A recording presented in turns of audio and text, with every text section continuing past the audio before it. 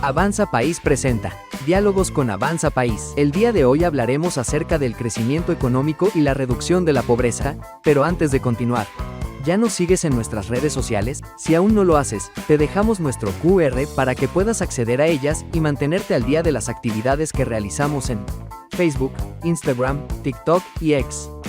También te invitamos a que ingreses a nuestra página web www.avanzapais.org, en donde podrás ver las actualizaciones sobre nuestras actividades, últimas publicaciones en X y mucho más.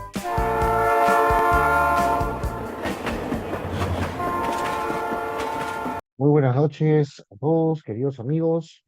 Muchas gracias por conectarse a Diálogos con Avanza País. Gracias al partido Avanza País que nos permite llegar a ustedes por medio de estos diálogos que buscamos la conversación en base a su diario partidario y a las políticas públicas de nuestro país. El día de hoy tenemos un gusto porque primero el ponente que tenemos.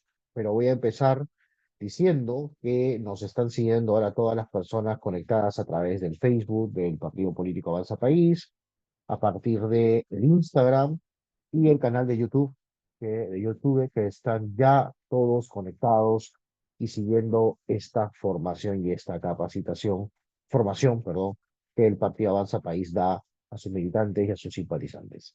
Sin más, voy a cederle la palabra para presentar a Juan Carlos Sodar. Es un economista, consultor, con vasta experiencia en el sector de la economía y como su propia carrera, para hablarnos de un tema fundamental. Él es invitado y por lo tanto nos va a hablar durante estos 25 minutos y después haremos unas preguntas sobre justamente un tema, un binomio que a mucha gente cree que no es posible: el crecimiento económico y la reducción de la pobreza. Aquellos que creemos en una economía de libre mercado o social de mercado, en algunos casos, pues hay tendencia siempre, es posible que el crecimiento económico pueda ayudar a la reducción de la pobreza. Para eso, y eso es lo que promueve el ideario del Partido Político Avanza País, pues hemos invitado a Juan Carlos Sodar, un técnico con mucha experiencia, y por lo cual le cedo la palabra a Juan Carlos y por favor para tu presentación. Muchísimas gracias y gracias por aceptar esta invitación. Hola Gustavo, ¿qué tal? Buenas noches. Gracias por la invitación. Buenas noches a todos. Bueno, y un gusto estar aquí para hablar de temas económicos, algo fundamental en estos últimos años, que tiene que ver con el hecho de que Perú ha perdido velocidad en su ritmo de crecimiento y queremos ver también cómo incide eso sobre la pobreza en el país, ¿no? Entonces vamos a hablar sobre crecimiento y reducción de la pobreza. Entonces, para esto tenemos acá un punto de partida. ¿De qué hablamos cuando hablamos de pobreza? ¿No? Porque esto sí es bastante relevante, ¿ya? La historia que nos presenta el INEI, lo que nos muestra año a año, se basa en lo que se conoce como el enfoque monetario, ¿no? Y el enfoque monetario significa cuánto necesito para alcanzar cierto objetivo. Entonces, ese objetivo puede ser alcanzar una canasta de consumo de alimentos, una canasta mínima de consumo de alimentos, que si no la alcanzo, entonces estoy en una línea de pobreza extrema, ¿ya? Si la supero, si la alcanzo, pero no llego a cubrir otras necesidades, ¿no? Que pueden ser, por ejemplo, vivienda, salud, vestido, ¿no? Entonces, todo eso, ¿no?, ya está incluido dentro de lo que es la pobreza total, ¿no? Entonces, tenemos que diferenciar entre la pobreza extrema y la pobreza eh, total, ¿ok?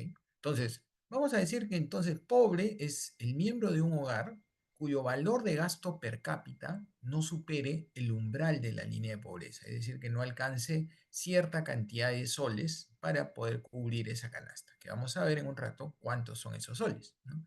Eh, Dado el enfoque que se da, ¿no? No se consideran otras dimensiones para la pobreza. No se habla de desnutrición, no se habla de necesidades básicas insatisfechas, como por ejemplo las características del hogar, ¿no? Si el hogar es de material noble, por ejemplo, o si es que tiene agua potable y alcantarillado, ¿no? Entonces, eso no está considerado, ¿ya? Solamente se considera si alcanza o no alcanza para alimentos u otras necesidades. Y lo que sí es interesante es que este enfoque monetario es absoluto. Absoluto en el sentido que no depende de la distribución para decir si alguien es pobre o no, ¿no? Entonces, ahí el umbral es una cantidad de soles. Se tiene más, entonces ya no se es pobre. Se tiene menos, se es pobre, ¿no? Entonces, cuando hablamos de enfoques relativos, por ejemplo, sería la posición frente al promedio. El que está debajo del promedio es pobre, ¿no? Entonces, eso no es, sino es absoluto, cantidad de soles.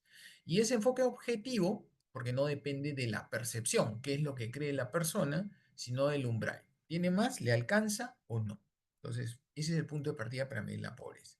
Que como decíamos, entonces, se utilizan dos tipos de línea. La de pobreza extrema y la de pobreza total o pobreza simple. Pobreza extrema es el valor monetario, la línea de pobreza extrema, es decir, es el umbral, ¿no? El valor monetario necesario para adquirir una canasta de alimentos que satisfaga necesidades nutricionales mínimas. Mientras que la línea de pobreza agrega a la línea de pobreza extrema el valor que se necesita, la cantidad de soles que se necesita para satisfacer cierto grupo de necesidades no alimentarias, pero que son esenciales, ¿no? Transporte, salud, educación, muebles para el hogar, etc. Entonces, acá tenemos la historia de las líneas de pobreza. ¿Cuántos soles se necesitan per cápita para no estar en una situación de pobreza, ¿no? El dato del 2024 todavía no sale, es un estimado aquí que se ha hecho a partir de las variaciones de precios de alimentos y de la inflación total del Perú del año 2024. El resto de la serie sí es dato INEI. Entonces, lo que tenemos es de que hacia el 2012, ¿no?, se necesitaban alrededor de 150 soles para salir de la línea de pobreza extrema y alrededor un poco menos de 300 soles para salir de la pobreza, ¿no?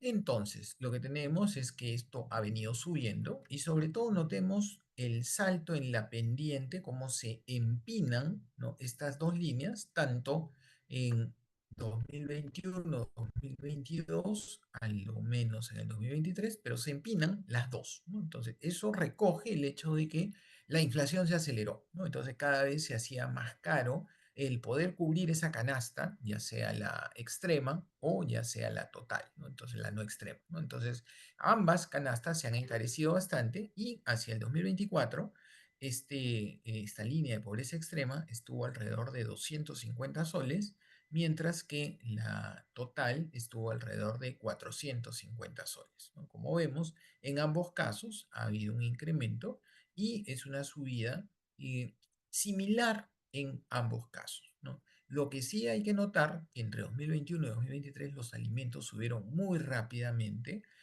pero el 2024 la línea celeste está prácticamente horizontal, es decir, la variación de precio de alimentos en el último año fue mínima, mientras que sí siguieron subiendo los otros productos, ¿no? Entonces, eso ha hecho que este último año la cantidad de soles necesarios para salir de pobreza extrema no haya subido tan rápido o tanto como la total, ¿no? Pero estamos hablando de que sí ha habido una tendencia al alza consistente y acelerada en los 3 años anteriores.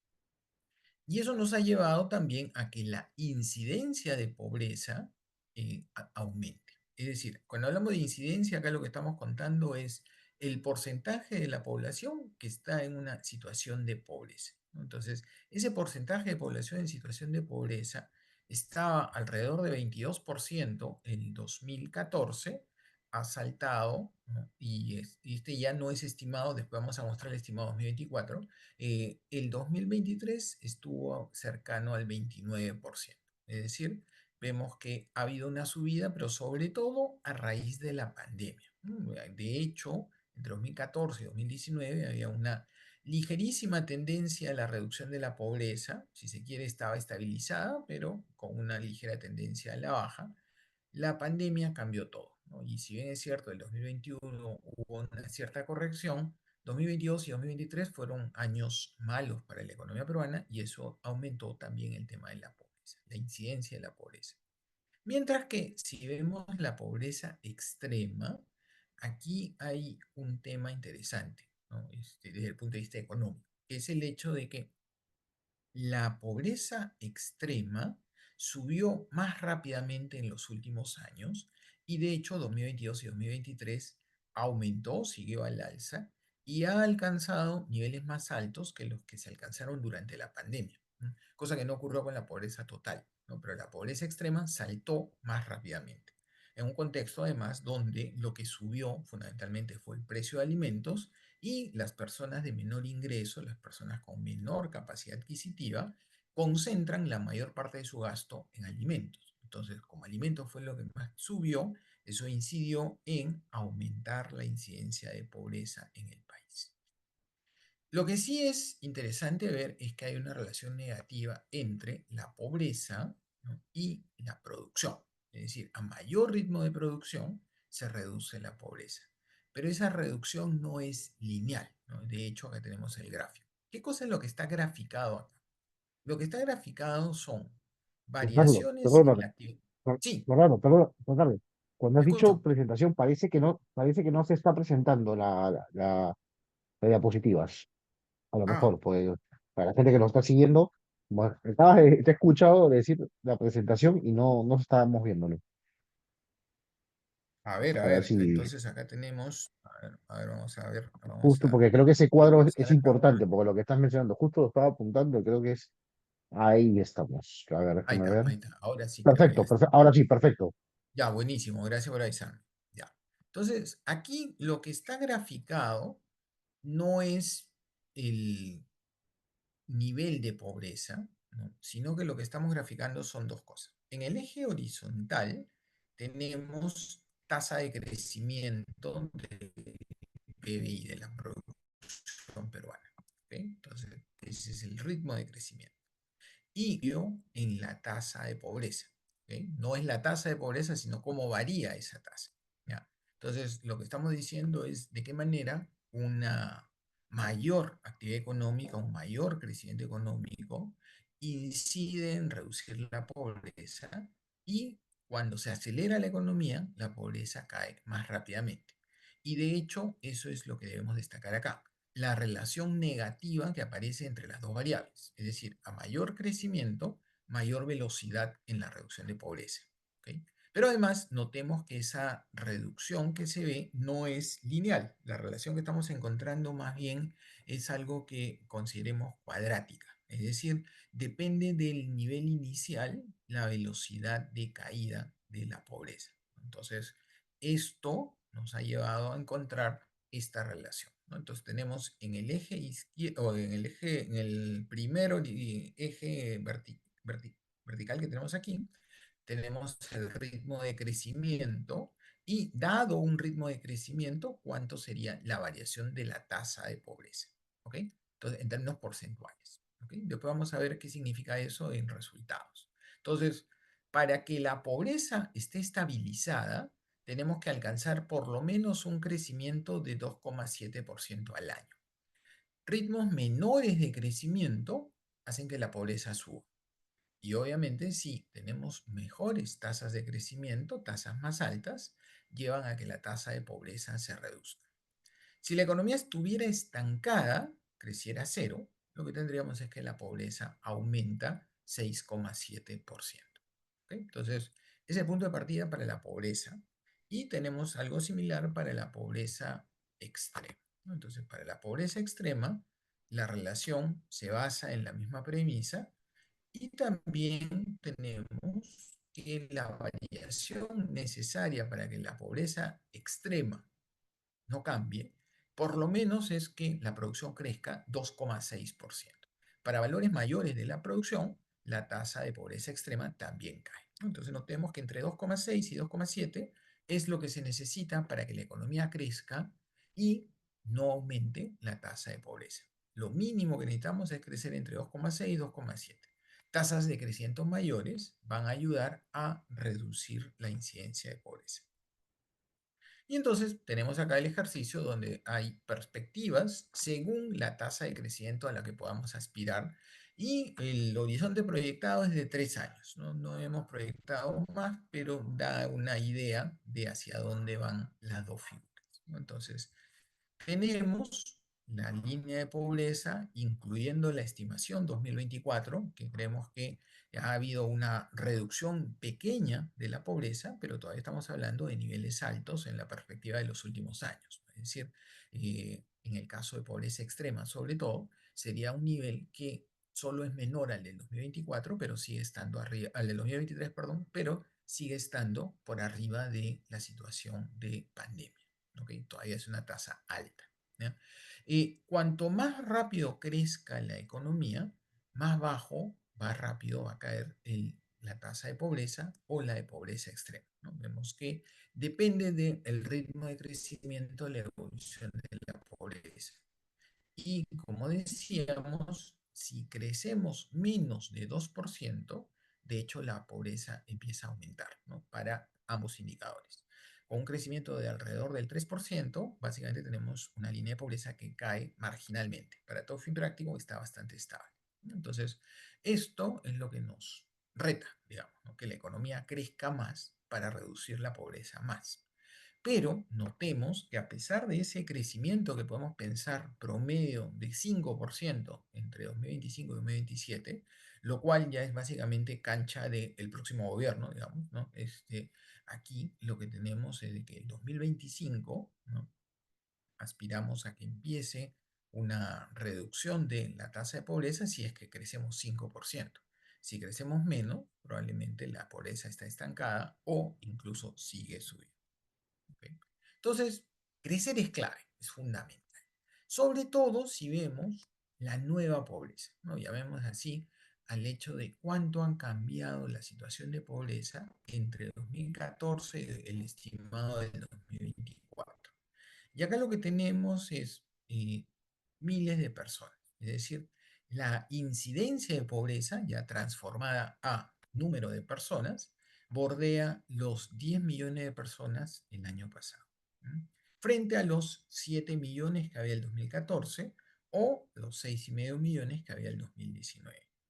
Pero no solo eso, sino que además consideremos la composición de esa pobreza. Entonces, la pobreza ha aumentado, sobre todo, la mayor cantidad de personas en situación de pobreza se ha dado en Lima metropolitana, ¿no? Entonces, vemos que casi 40% del incremento de personas, de las nuevas personas en situación de pobreza, se han concentrado en Lima metropolitana.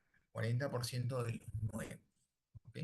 Mientras que en términos prácticos, la pobreza rural, la cantidad de personas en situación de pobreza en el sector rural, se ha mantenido casi estable, ¿no? Lo que ha subido un poco es también la pobreza en el resto del país, ¿no? En la zona urbana, no solamente en Lima, sino también en la zona urbana. Entonces tenemos que, post pandemia, el número de pobres urbanos es mayor, el de rurales no. Y con un 40% de los pobres adicionales concentrado en Lima.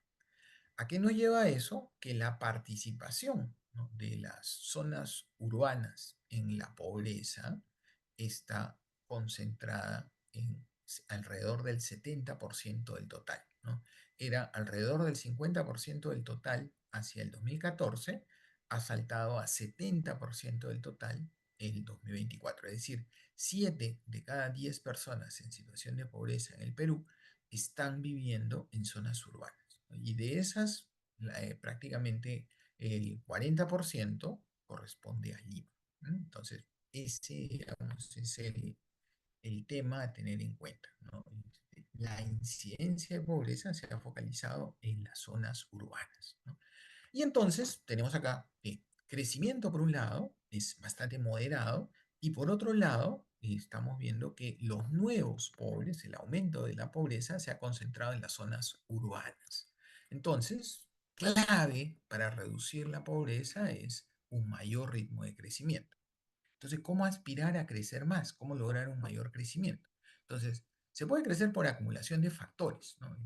Mayor capital, mayor cantidad de personas en la población económicamente activa y eso estimula el crecimiento. Entonces uno podría decir, ah, bueno, entonces mayor inversión, mayor capital, ya con eso se crece. Sin embargo, ese camino tiene un límite. Sobre todo si pensamos que en los últimos 2 años el crecimiento de la inversión ha sido fundamentalmente por la parte pública, no por la parte privada, lo cual también está generando un incremento del déficit fiscal. El Estado está gastando consistentemente más que los recursos que tiene.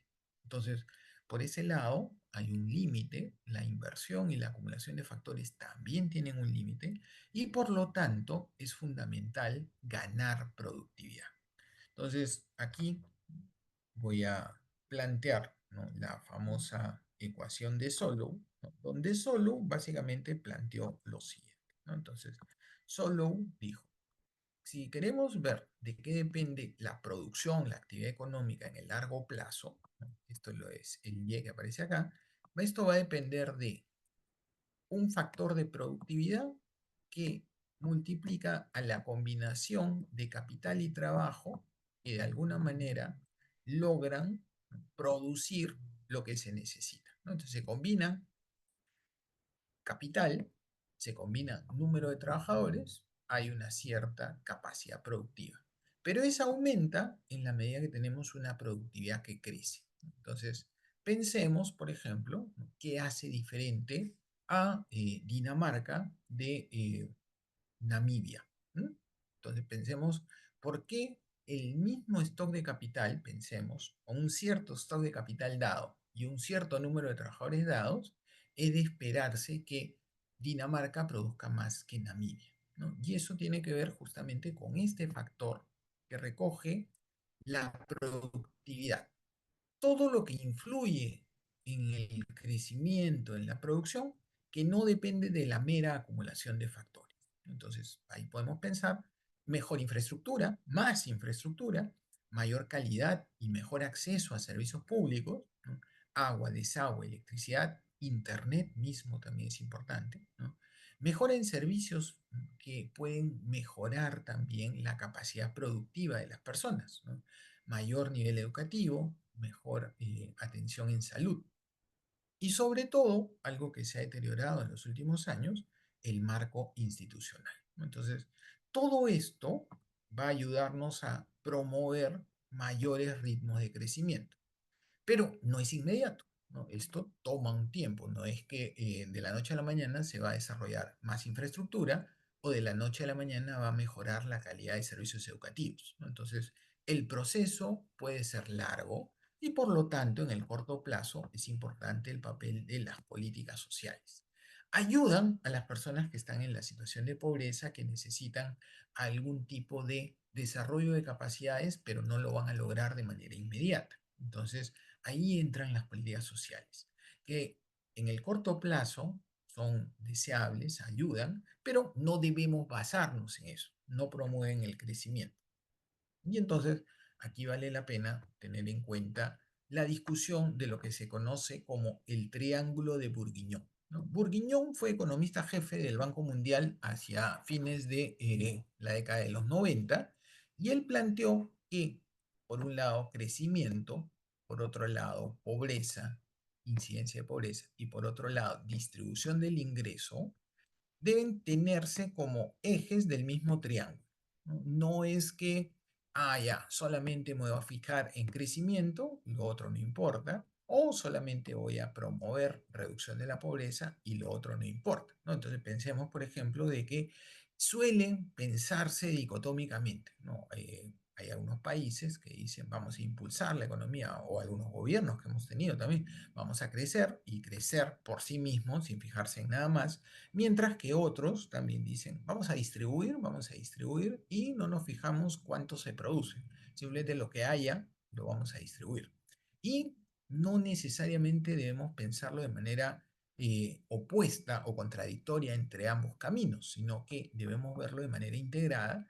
Esto, como digo, fue un enfoque que nació del Banco Mundial hacia fines de los años 90 y probablemente aquí hubo poca discusión al respecto, ¿no? Los gobiernos que vinieron después fueron o se focalizaban en crecimiento o se focalizaban en distribución y no trataban de tener una visión integrada.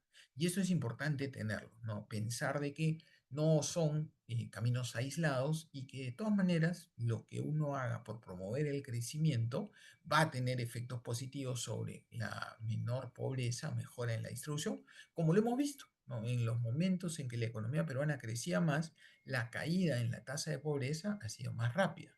Y ahora que la pobreza se ha quedado estancada o incluso subiendo, responde al hecho de que tenemos un bajo crecimiento, ¿no? Entonces, es fundamental eso. Y lo principal con visión de largo plazo es cómo promover el crecimiento. Eso es a lo cual debemos aspirar, ¿no? Entonces, esa es la visión fundamental a la cual quiero concluir con algunas ideas fuerzas, ¿no? Entonces, aquí vamos a borrar esto. Eh, Perdón, se salió. Disculpa. Mm, Bueno, quería concluir con estas ideas que ahorita las comparto de nuevo. Acá está. Eh, el crecimiento ha sido fundamental para la mejora de la situación de la economía peruana en los últimos años. Pero también hay que reconocer que ya Perú no crece como crecía anteriormente, ¿no? Entonces hemos perdido esa velocidad de crecimiento. Entonces, ¿cómo aumentarla? Acá estoy queriendo compartir esto.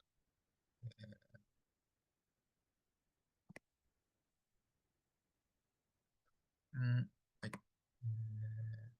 Ya está. Entonces, el crecimiento ha sido fundamental para la reducción de la pobreza en el Perú en los últimos años. Solo que ahora ya no crecemos tan rápido y también hay que considerar que el perfil de la pobreza ha cambiado. Es decir, ahora la pobreza es fundamentalmente urbana y muchas de las políticas sociales están pensadas no con una visión urbana, sino con una visión rural. Entonces, lo que tenemos que considerar son dos cosas. Primero, retomar mayores tasas de crecimiento. Eso es fundamental. No podemos pensar que el crecimiento de largo plazo del Perú sea solamente el potencial actual, que es 2,6, 2,7%. Eso, como hemos visto, lo único que hace es sostener la tasa de pobreza, ¿no? Justamente coincide el ritmo de crecimiento de largo plazo al que aspiramos con el nivel que estabiliza la pobreza.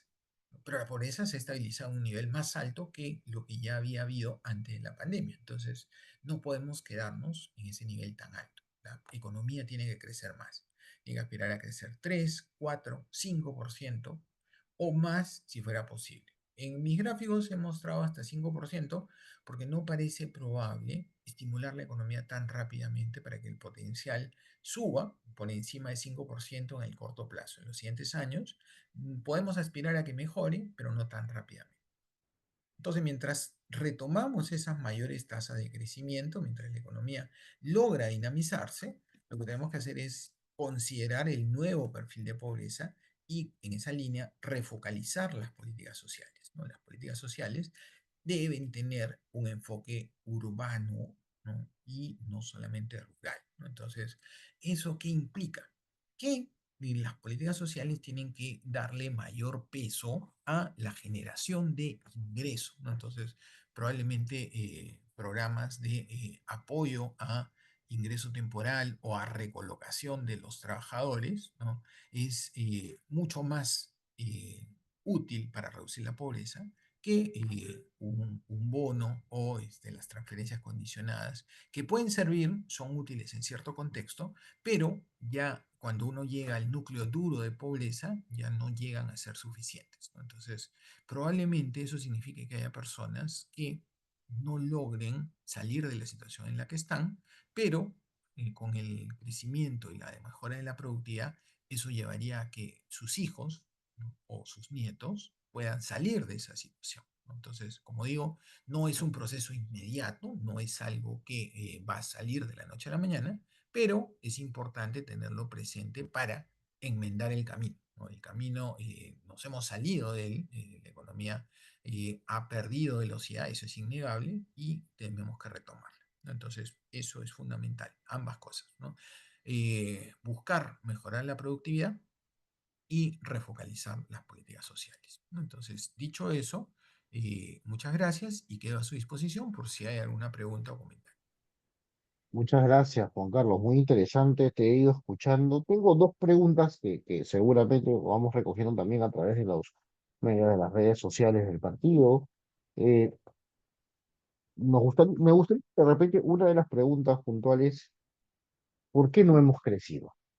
O sea, esa es una gran pregunta que creo que hay que hacernos porque el país iba creciendo, pero hay interés en inversión privada, pero hay algo más por lo cual no hemos crecido, ¿no? Seguramente tiene que ver con algo con lo político, ¿no? Probablemente, ¿no? Y el otro tema, la otra pregunta es el tema de las políticas sociales, ¿no? Has hablado de las políticas sociales que han estado enfocadas más en temas rurales, esa es la verdad. La cooperación internacional ha trabajado mucho esos temas, por ejemplo, ¿no? Hoy que está en boga el tema USAID, por ejemplo, ¿no? Mucho enfocado en ello. Y hoy la pobreza ha crecido a nivel urbano, tiene que ver también un poco con la migración que hemos tenido en el país de hermanos venezolanos que no es que sean malos o buenos, están bienvenidos, pero también han venido a trabajar y ese es un punto que en la economía peruana ha golpeado. Con esto no estoy diciendo que se vaya, ni mucho menos, pero es verdad. Pero también ayudan a la mano de obra que el peruano no quiere hacer, también hay que decirlo, porque hay peruanos que no quieren hacer el trabajo que hacen ellos. No sé si esas dos preguntas nos podrías contestar, por favor. Y ya puedes dejar de compartir tu PPT, no hay ningún problema, en la presentación. Muchísimas Ok, gracias.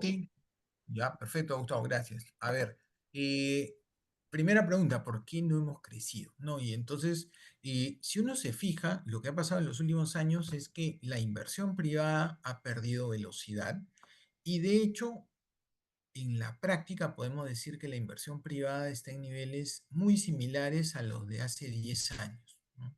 Entonces, con una inversión estancada, la economía no puede crecer en el largo plazo.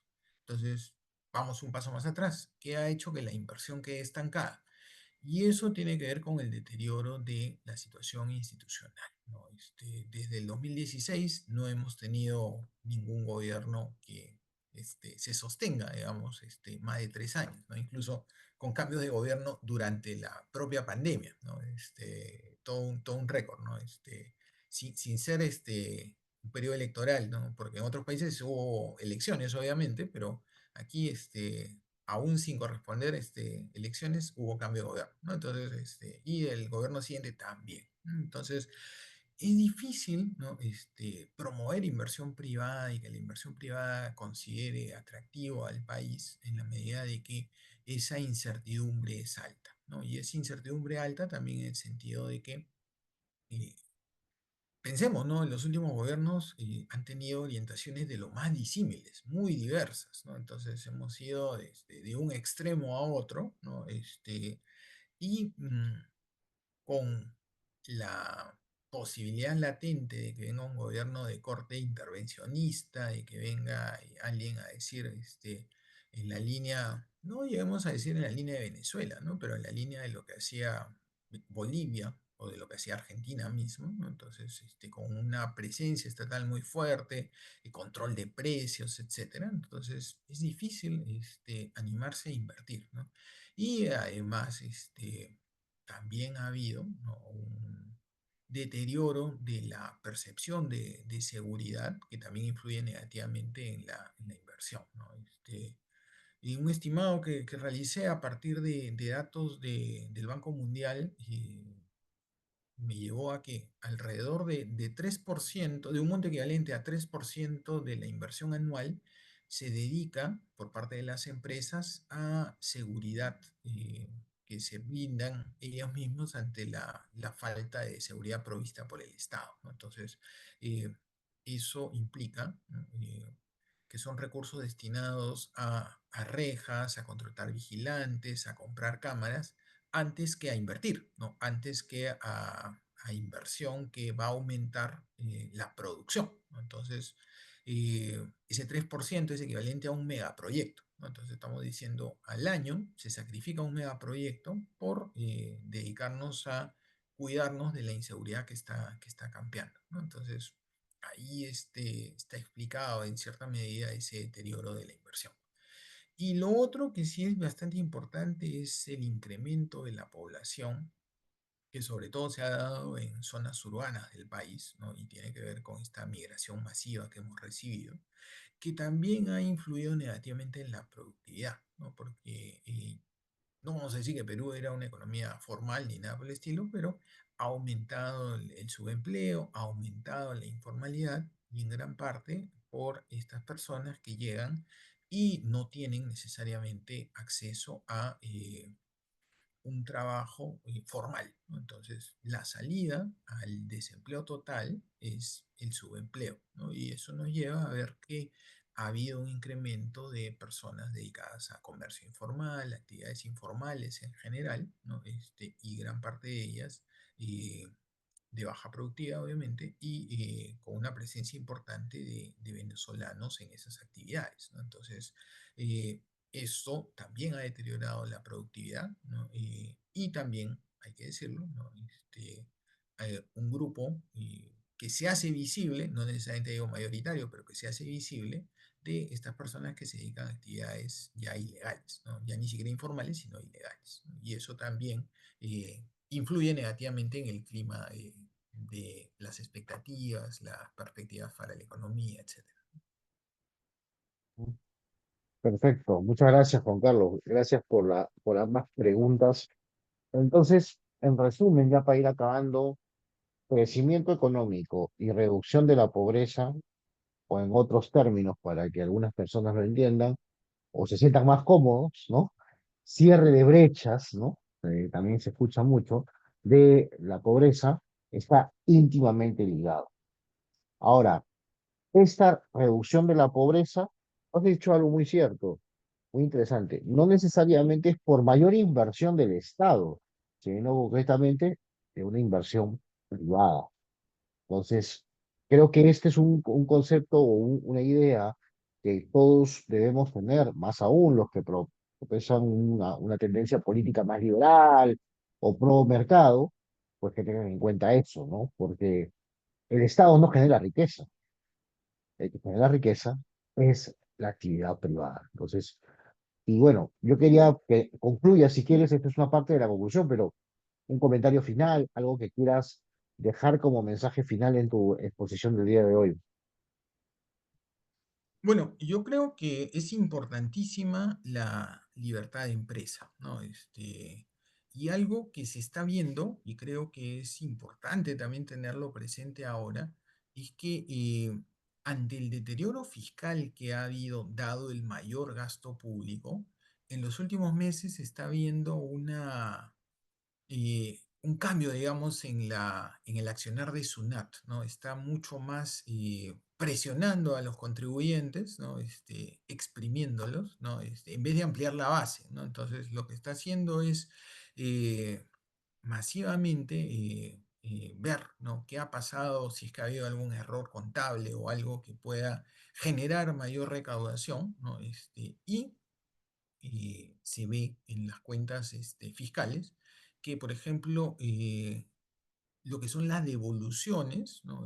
Que usualmente se dan, eh, han reducido la participación en los ingresos brutos. ¿Qué quiere decir eso? Que ahora la SUNAT está mucho más restrictiva para devolver o está mucho más activa en fiscalizar, ¿no? Entonces, eso está llevando a una mayor presión tributaria, pero focalizada también en un grupo pequeño de contribuyentes, ¿no? Los formales, ¿no? En vez de ampliar la base y buscar generar ingreso desde las personas que, aún teniendo capacidad de pagar impuestos, no lo hacen, ¿no? O sea, no digo que vayan contra las personas que están en la situación de pobreza, sino contra personas de ingreso medio alto que están en situación de informalidad. Y ahí es donde la SUNAT debería actuar más, y no lo está haciendo.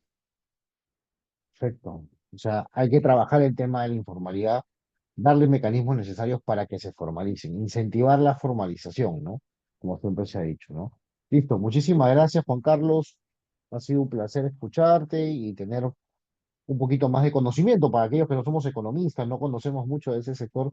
Creo que muchas personas han llegado a entender esa relación íntima entre crecimiento económico y reducción de la pobreza, para que no nos vendan gatos por liebre, como siempre digo, y entendamos que la reducción de la pobreza va jalado a una buena inversión privada y por qué no, la inversión pública, pero en infraestructura, ¿no? En obras que necesitamos, ¿no?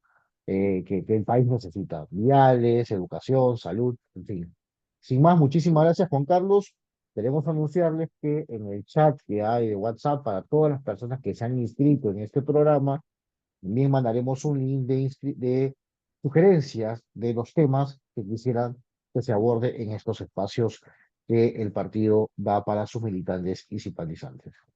Muchísimas gracias, Juan Carlos. Muy buenas noches y nos vemos el próximo miércoles que tocaremos un tema muy importante que es el tema educativo. Muy buenas noches.